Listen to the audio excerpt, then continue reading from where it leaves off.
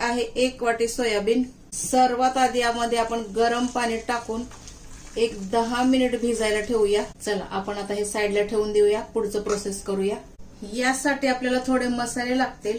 सर्वात आधी आपण टाकूया सुकं खोबरं थोडंसं. हे झटपट रेसिपी आहे मंडळी, ह्याला काय भाजा भिजायची आवश्यकता नाही. 2 लवंगा आणि थोडीशी काळी मिरी आहे. यामध्ये टाकूया आपण 2 टोमॅटो, 1 कांदा टाकूया. यामध्ये टाकूया कोथिंबीर आणि पुदिन्याची पानं.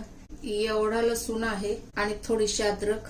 आता हे साहित्य आपण असंच थोडं फिरून घेऊया आणि नंतर थोडंसं पाणी टाकूया. हा बघा आपला मसाला तयार झालेला आहे. आता आपण पुढचं प्रोसेस करूया. आता काय करायचं आहे मंडळी, हे जे सोयाबीन आहे आपण असं 3-3, 4-4 घेऊन पूर्ण असं पिळून काढायचं आहे. सर्व पाणी यामधलं काढून घ्यायचं आहे. एक तर तुम्ही याला चाकून कापू शकता किंवा मग तुम्ही असंच तुम्हाला जसे पाहिजे तेवढे आकाराचे तुम्ही याचे तुकडे करा. हातानेच केलं तर दिसायला थोडं छान दिसेल. तोडल्याच्या नंतर मंडळी आणखीन एकदा पाण्यानं धुवून घ्या. यामुळे काय होईल, जो फेस आहे तो सर्व निघून जाईल. मी धुवून घेतलेला आहे, पण धुवून घ्या आणखीन एका पाण्याने. चला आता पुढचं प्रोसेस करूया मंडळी. पॅन गरम करायला ठेवलेला आहे. थोडासा गरम झालं की आपण तेल टाकूया.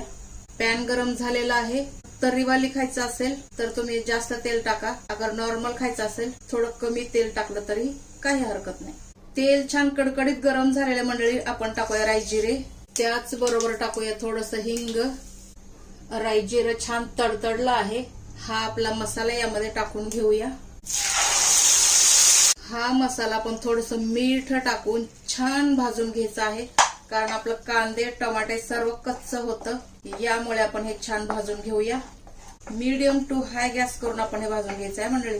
हे बघा पूर्ण तेल सुटेपर्यंत आपण छान मसाले परतून फिरवून घेतलेले आहेत. आपण आता काय करूया, यामध्ये मिरची ऍड करूया, म्हणजे मिरची पावडर टाकूया. सर्वात आधी आपण टाकूया 1 चमच बेसन टाकूया. बेसन आपण छान भाजून घ्यायचं आहे यामध्ये आधी, म्हणजे कच्चं राहणार नाही. एक 30 सेकंद भाजून घ्यायचं. बेसनमुळे काय होतं मंडळी, भाजीला एक दाटपणा येतो. आता टाकूया आपण हा काळा मसाला. तिखट तुम्ही तुमच्या आवडीप्रमाणे करा. हा लाल मसाला, कलर थोडा छान येईल. हळदी पाव चमचा आहे. आता हे आणखीन छान आपण फिरवून घ्यायचं आहे थोडं तेल येईपर्यंत. हे बघा मंडळी पूर्ण यामधलं पाणी सुकलेलं आहे. मसाले छान भाजले गेले आहेत. आपण यामध्ये आपलं सोयाबीन टाकूया.